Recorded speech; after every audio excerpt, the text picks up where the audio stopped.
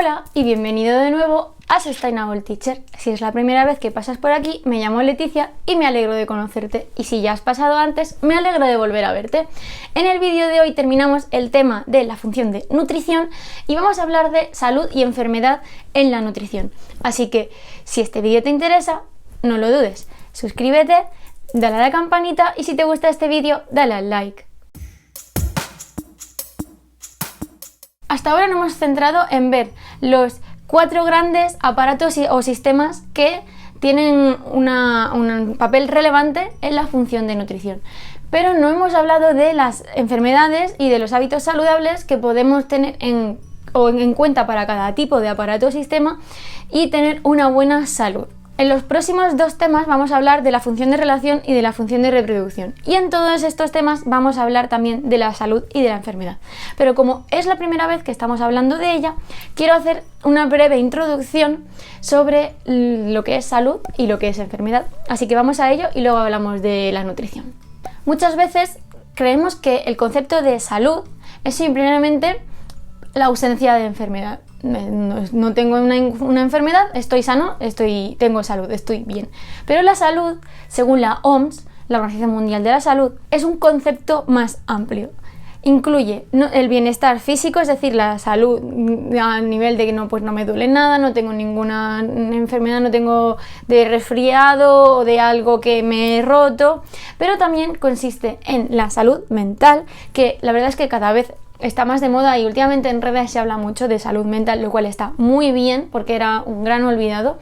Es decir, no es que me duela algo físico o tenga una zona física de mi cuerpo enferma, sino que también puedo tener un problema mental, ya sea psiquiátrico o ya sea ansiedad o ya sea una depresión o un problema tipo anorexia o bulimia. Todo eso también está incluido dentro de la salud mental. Y además también tenemos que hablar de bienestar social, porque el ser humano es un ser social. Entonces no va a estar completa la salud y nuestro bienestar físico y mental si no tenemos bienestar social. ¿Y qué es enfermedad? Pues enfermedad es la alteración de cualquiera de los 3 estados estos, físico, mental o social, o varios a la vez, en un individuo. Esa alteración puede ser o bien temporal, es decir, me resfrío y cuando se me pasa pues vuelvo a estar sana, o bien puede ser permanente. Por ejemplo, si tengo diabetes, pues voy a ser diabética para toda mi vida. Obviamente eso no quiere decir que no vaya a tener salud el resto de mi vida. Hay tratamientos que me pueden permitir estar bien pese a tener esa enfermedad, a tener que convivir con ese problema. Y luego podemos tener diferentes factores que pueden hacernos más proclives o no a tener una enfermedad. ¿Cómo se desarrolla una enfermedad? Pues una enfermedad se desarrolla, primero yo descubro que tengo unos síntomas o voy a una revisión general y me descubren que tengo síntomas que indican que puede ser que haya algo. Entonces se hacen una serie de pruebas para obtener un diagnóstico y a partir de ese diagnóstico se va a establecer un tratamiento o una terapia para poder intentar revertir o al menos paliar o mejorar la situación que me está causando la enfermedad. Una vez que me cure o si no me cure y eso se queda así crónico, todo eso va a quedar reflejado en la historia clínica. Y luego también eso sería como para una persona en general, pero también podemos hablar de la respuesta clínica que podemos tener ante una emergencia de la sociedad completa o global. Esto nos suena mucho, así que no me voy a centrar, ¿vale? Imaginaos que se descubre que hay una enfermedad que está afectando a mucha gente, incluso que se está contagiando mucho, entre muchos, incluso no solo ciudades, sino también países. ¿De qué me suena esto? No lo sé. Y entonces se va a proponer un tratamiento y una prevención, ¿de acuerdo? Para evitar que aumente el contagio y para curar a la gente que ha caído enferma. Si se considera que ya es una emergencia internacional, pues las autoridades internacionales pueden colaborar entre sí, pueden tomar parte la OMS, la ONU, ejércitos, etcétera, etcétera. ¿De qué nos suena todo esto? Para intentar ayudar y colaborar en dicha enfermedad. Luego, ¿cómo podemos clasificar las enfermedades? Pues podemos clasificarlas en no infecciosas y en infecciosas. Las no infecciosas no las causa un organismo externo o patógeno, sino que las causamos nosotros mismos. Por ejemplo, ingiero algo que no debo, es un limpiador, me bebo un limpiador, pues eso es una enfermedad toxicológica, genética porque tengo predisposición genética, nutricional porque no como bien, enfermedades que se deban a que me he dado un golpe y me he roto algo, enfermedades degenerativas, ya sea por ejemplo del cerebro como puede ser el Alzheimer, endocrinas tipo tiroides, metabólicas, todo ese tipo de enfermedades que no se deben a que nos ha infectado algo, son enfermedades no infecciosas. Y luego en las enfermedades infecciosas son las que hay un patógeno exterior que se introduce en nuestro cuerpo y que nos produce la enfermedad. Pueden ser bacterias, pueden ser virus, pueden ser protozoos, pueden ser hongos, y al proceso de entrada lo llamamos infección. Luego depende de cómo de fuerte sea ese patógeno, hablamos de la virulencia. La virulencia viene dada por la capacidad de invasión y por las toxinas que ese organismo va a producir en nuestro cuerpo o va a ser capaz de generar en nuestro cuerpo. Y luego vamos a hablar de cómo se transmiten las enfermedades. Puede ser directamente por contacto directo. Por ejemplo, el virus del VIH se transmite cuando hay un contacto entre, por ejemplo, sangre u otros fluidos corporales. Luego también puede ser por el aire. ¿De qué me suena esto?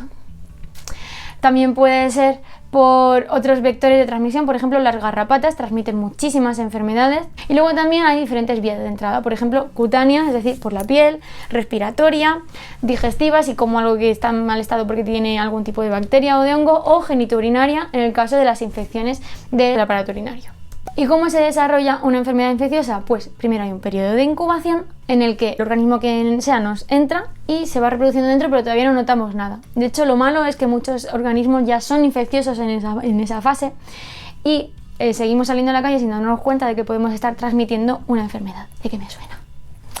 Luego hay un periodo de desarrollo en el que ya sí vemos los síntomas y sentimos realmente que estamos enfermos, y luego ya, una vez que nos han tratado o nos estamos tratando, la enfermedad ya no es infecciosa, pero tenemos un periodo de convalecencia. ¡Sorpresa!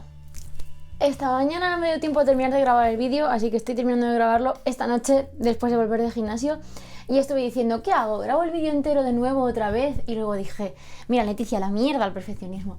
Llevo casi 10 minutos de grabación, me queda poco más, y sinceramente es que no quiero repetirlo, así que voy a estar probablemente en un encuadre diferente, con una ropa diferente, pero a veces es mejor hecho que no hecho por intentar hacerlo perfecto. Así que vamos a seguir. Hemos hablado ya de las enfermedades infecciosas, ahora vamos a hablar de cómo el cuerpo responde a una enfermedad infecciosa, ¿vale? Es decir, vamos a hablar de los mecanismos de defensa, y eso lo hace el sistema inmunitario de nuestro cuerpo. Tenemos dos tipos de inmunidad: la inmunidad inespecífica, es decir, ante cualquier infección o entrada de organismo patógeno extraño en nuestro cuerpo se van a producir unas respuestas muy genéricas, y luego tenemos unas respuestas más específicas. ¿Qué respuestas inespecíficas tenemos? Tenemos barreras físicas. Por ejemplo, si quiere entrarnos algo por la nariz, pues tenemos todos estos pelitos, o obviamente si nuestra piel está sana, tenemos varias capas de piel para evitar que algún tipo de patógeno pueda penetrar. Y si llega a penetrar, por ejemplo, tengo una herida y resulta que se me ha infectado, en esa zona vamos a desarrollar una respuesta inflamatoria, es decir, vamos a tener inflamación. Hay una infección y el cuerpo está diciendo, che, que aquí pasa algo. A veces la respuesta es sistémica y entonces esa inflamación se puede incluso dar como modo de fiebre. Al final la inflamación lo único que está diciendo al sistema inmunitario es aquí pasa algo, oye, ven y haz lo que sea, pero empieza a hacer algo ya. No sé qué pasa, pero yo esto no lo veo bien, haz algo. Y entonces pues simplemente van una serie de células que van a intentar actuar contra ese patógeno infeccioso que nos está afectando de cierta manera. A veces con eso es suficiente. Y las inflamaciones se resuelven, las infecciones se resuelven así, con esa inflamación. El sistema inmunitario actúa y punto. Pero a veces es necesario acordarse de lo que nos ha pasado previamente. Esto es como la historia. Hay que acordarse de la historia para no repetir las mismas tonterías. Y en ese caso está la inmunidad específica. Dentro de la inmunidad específica tenemos unas células que son de un tipo de glóbulo blanco, que son los linfocitos. Los linfocitos, también llamados anticuerpos, ese nombre ya no suena más, son como los encargados genéricos de reconocer y acordarse de patógenos. Entonces, la primera vez que los ven, pues como no saben quiénes son, no saben si son tíos malos o tíos buenos, los ven y dicen, ¿qué pasa? cuando después se dan cuenta de que han producido una enfermedad, han aprendido que esa célula que ha entrado, ese patógeno que ha entrado, no es bueno para el organismo porque nos causó una inflamación, nos causó una enfermedad. Y entonces los recuerdan. Y a la siguiente vez que entren, hay unos linfocitos especializados en la memoria de recordar ese patógeno. Y a la siguiente vez que entran, pues entonces ya dicen, tú fuera, que yo ya te conozco, largo de aquí. Y entonces ya la enfermedad o bien no se va a producir, o bien se va a producir con menos virulencia porque ya no nos lo conocemos. Esto a mí no suena, ¿verdad? ¿De qué nos suena? No lo sé. Llevo todo el vídeo como diciendo, esto me suena. ¿De qué me suena? Aparte de nuestro propio sistema inmune, nosotros podemos ayudar a prevenir y a curar enfermedades. Es que parece que yo creo que este vídeo me lo puedo ahorrar, ¿verdad? Ya después de este año y medio que llevamos. Entonces, ¿cómo podemos prevenir? Teniendo hábitos saludables, si comemos bien, si hacemos deporte, si no ingerimos sustancias tóxicas, nuestro organismo va a estar fuerte, nuestro organismo va a estar bien, va a estar más sano y va a tener un sistema inmune más robusto, va a ser más difícil que algo nos entre. Además, en el caso de las enfermedades infecciosas en general, medidas de higiene. De verdad, es que es un poco complicado esto, ¿eh? Entonces, pues lavado de manos, lavado de todo lo que vayas a tocar. Por ejemplo, si me voy a comer una comida, pues primero la lavo o la cocino para poder, ante el calor, matar los patógenos que sean. Ese tipo de medidas. Aparte, eso también tiene que ver con nuestro sistema sanitario. Si nuestro sistema sanitario hace controles periódicos, pues voy a mirar a ver el agua de las ciudades cómo está de patógenos, voy a mirar el agua de tal río, de tal lago, voy a mirar las empresas, voy a obligarles a que haya controles, todo eso. Y aparte, también tenemos otro sistema de prevención muy bueno, que son las vacunas. ¿De qué les suena? Sí. Entonces, las vacunas tradicionalmente funcionaban de la siguiente manera. Inmunizan presentando el patógeno al cuerpo, al organismo, para que los anticuerpos, los linfocitos, lo conozcan, lo memoricen y a la siguiente lo reconozcan. Ahora hay otros mecanismos. Normalmente lo que se presentaba era como el patógeno debilitado, la célula completa, o al menos la parte superficial de su membrana celular, que es donde está el DNI, que hablábamos de esas proteínas y esos glúcidos o glucoproteínas que permitían el reconocimiento celular. Hay veces que no, ya esto también nos suena, ¿verdad? No utilizamos esa membrana celular, sino que a lo mejor nos centramos en una proteína específica o en un ácido nucleico específico, como puede ser el ARN. Y entonces lo que presentamos es una sección de ese ácido nucleico que es específico de ese patógeno, que el linfocito lo va a reconocer si lo ven nuestras células en el futuro. Y así, pues es otra forma de presentar una vacuna. Y luego, si ya lo hemos pillado y no queda más remedio, pues tenemos tratamientos. Por ejemplo, podemos tratar con sueros inmunológicos. Se les trae a una persona que tiene esos anticuerpos porque ya ha tenido la enfermedad y se lo das a una persona que sea compatible y que no lo tenga. Y entonces, pues recibe esos anticuerpos y puede luchar contra la enfermedad. Otra opción es, si es bacteria, antibiótico; si es un virus, un antiviral. Son medicinas, medicamentos que actúan de alguna manera inhibiendo, matando, impidiendo su reproducción, depende de cómo, a la bacteria o al virus. En el caso del antibiótico, bacteria; en el caso de antiviral, el virus. ¿Qué pasa? Que si no se conoce bien la bacteria o no se conoce bien el virus, no es posible desarrollar un antibiótico o un antiviral efectivo contra esa bacteria o ese virus. Y luego, además, las bacterias tienen la gracia de que son capaces de aprender también los antibióticos y hacerse resistentes a ellos. Entonces es un poco complicado, pero es una opción más. Dicho todo eso, nos vamos a centrar en las enfermedades de los aparatos y sistemas que tienen que ver con la función de nutrición. Enfermedades del aparato digestivo, ya sean infecciosas o no infecciosas, ¿vale? Por ejemplo, las caries dentales. Tengo una mala higiene dental y entonces hay bacterias que pueden producir daños en mis dientes. Eso son caries. Gastroenteritis puede ser o bien una causa propia que la desarrolles tú, por ejemplo, ante un episodio de estrés, o puede ser que hayas ingerido un patógeno con el alimento que te lo cause. Básicamente es una inflamación gastro del estómago o enteritis del intestino, ¿vale? Gastroenteritis. Y la itis es inflamación, ¿vale? Gastro, estómago, entero, intestino, itis, inflamación. Apendicitis, itis, inflamación. ¿De qué? Del apéndice, ¿vale? Que puede derivar en una peritonitis, muy típica también. Hepatitis, hepato es del hígado, ¿vale? Entonces, itis, inflamación del hígado. También puede deberse a patógenos o puede deberse a un mal hábito de vida, consumo de sustancias tóxicas. Y también pancreatitis, por la misma razón, ¿vale? O bien hay un patógeno, o bien puede haber otras causas del propio organismo, malos hábitos de salud, de vida, lo que sea, que pueden provocarnos inflamaciones en el páncreas. ¿Cómo prevenir esto?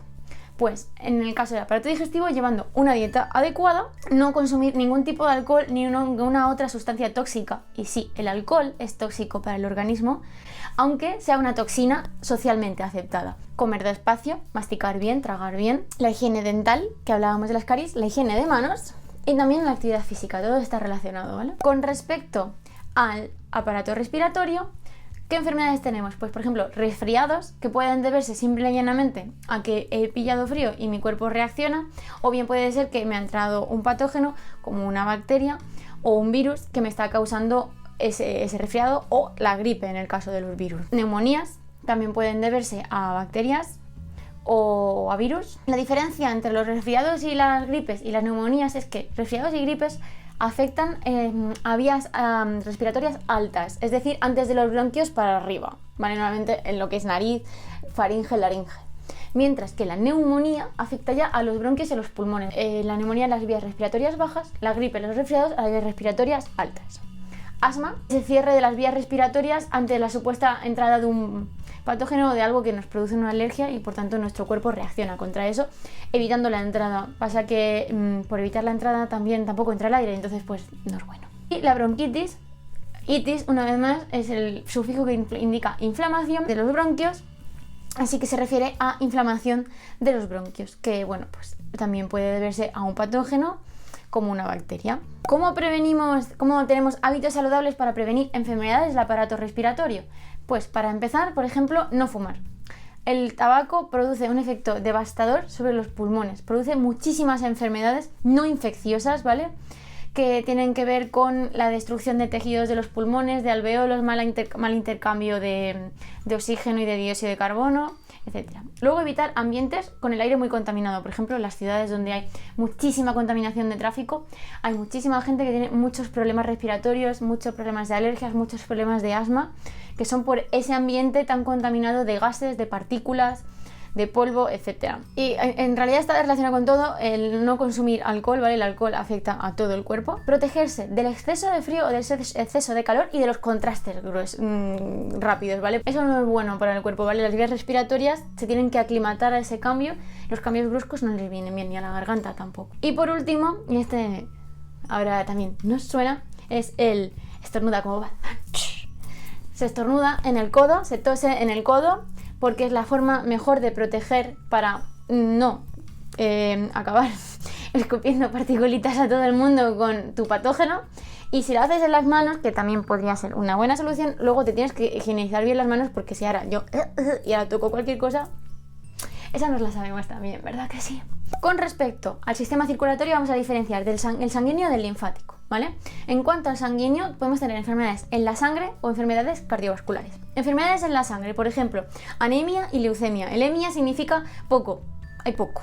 En el caso de la anemia es pocos glóbulos rojos, en el caso de la leucemia, pocos glóbulos blancos. Y luego, por ejemplo, os he puesto otro ejemplo que es la hemofilia, que es un problema en las plaquetas, ¿vale? Y entonces la sangre no coagula bien. Entonces, si una persona que es hemofílica se corta, va a estar sangrando y se puede sangrar y morir, ¿vale? Entonces hay que hacer unos tratamientos para ayudarle a coagular y evitar que se desangre. Con respecto a las cardiovasculares, es decir, las que afectan o bien a las vías circulatorias o bien al corazón, tengo 4. Trombosis, que es cuando ocurre un coágulo de células sanguíneas en una vena, en una vía circulatoria, y entonces la sangre no pasa por ahí. El problema es que si ese coágulo ocurre en una vía muy principal, puedes dejar sin riego sanguíneo a los pulmones, muy típico, sin riego sanguíneo a una pierna, muy típico, sin riego sanguíneo al cerebro, muy típico, y entonces puedes producir pues un problema tipo de un infarto, una parada cardiorrespiratoria, un infarto cerebral, puedes llegar a perder la pierna entera porque se te puede necrosar si no tiene riego sanguíneo durante mucho tiempo. Es muy importante darse cuenta de los trombos a tiempo. Otro caso, las anginas de pecho y los infartos. Son cuando ocurre un problema en el latido cardíaco, no funciona bien, se para o hay un tipo de arritmia. Y otro caso, en este caso de las venas y de las arterias, es la arteriosclerosis. Significa que nuestras arterias, ese músculo que hablábamos que aguantaba ahí bien el embiste de la bomba de sangre que es nuestro corazón, ese músculo, en vez de ser flexible y elástico, se vuelve rígido con la edad, sobre todo, ¿vale? Aunque también hay otros factores. por ejemplo, el colesterol y tal. Y con respecto al sistema linfático, podemos hablar de linfagitis, que es cuando hay inflamaciones en alguna parte de los ganglios linfáticos, por ejemplo, o de adenopatías, que es cuando no drena bien el líquido del medio interno, de los líquidos intersticiales que están entre las células, y entonces hay acumulaciones de líquido, muy típico, en las pleuras entre las pleuras de los pulmones o entre los tejidos del corazón. ¿Cómo protegemos a nuestro sistema circulatorio? Pues obviamente buenos hábitos alimenticios y buena actividad física. El alcohol ya os he dicho que está en todos sitios. Evitar en general los ambientes contaminados y evitar también, súper importante, el estrés, porque afecta muchísimo al sistema circulatorio. Y para terminar, vamos a hablar del aparato excretor. ¿Qué enfermedades podemos tener en el aparato excretor? Por ejemplo, si nuestros riñones han dejado de funcionar, no filtran bien, estamos hablando de una insuficiencia renal. Entonces nuestra sangre va a tener más tóxicos de la cuenta y nos va a producir problemas en general en el cuerpo. Cuando hay también a veces problemas de filtración, si nos quedan como partes sólidas, partículas sólidas en esas pirámides, acaban formándose unas piedrecitas que se llaman cálculos renales o piedras en el riñón y producen unos dolores tremendos hasta que se expulsan, porque sí, hay que conseguir sacar esa piedra de ese riñón, a no ser que ya sea enorme, no salga por los uréteres y hay que abrir, operar, cortar y sacarla. Y el último caso no es en los riñones, aunque puede llegar a subir, ¿vale? Es en las vías urinarias, sobre todo normalmente en la uretra o en la vejiga, aunque a veces puede llegar, si no se trata a tiempo, a los uréteres. La cistitis, que es la infección de las vías urinarias. ¿Y qué hábitos saludables tenemos? Pues aparte de una buena alimentación, baja en sal, porque a los riñones la sal, lo de filtrar sodio les mata, ¿vale? Beber mucha agua para facilitar y ayudar a la filtración. El alcohol, una vez más, ¿vale? Porque va a acabar pasando, al igual que pasa por el hígado, va a acabar pasando por los riñones. Tener una buena higiene genitourinaria, es decir, si lavarme todos los días, limpiarme correctamente, etcétera, etcétera. Y también orinar con frecuencia. No es bueno aguantar la orina muchísimo, porque en esa orina van todos esos tóxicos que tus riñones han filtrado. En tu vejiga hay un montón de tóxicos. Es un fluido que no está estéril, ¿vale? O sea, no está súper filtrado, súper limpio. Ahí puede haber patógenos que te pueden estar entrando. Entonces, si tienes ahí un medio calentito con los patógenos, con cositas, pues puedes tener una infección impresionante. Entonces, cuantas más veces vayas al baño, siempre con sentido común, pues mejor. Y hasta aquí el vídeo de hoy. Espero que os haya gustado, que hayáis aprendido mucho sobre enfermedades, que hayáis puesto orden a cosas que últimamente han sonado mucho en los medios de comunicación y que hayáis aprendido cómo tener una mejor salud en los aparatos y sistemas que tienen que ver con la función de nutrición. Cualquier duda, cualquier cosa, lo dejas en los comentarios. Y por supuesto, nos vemos pronto.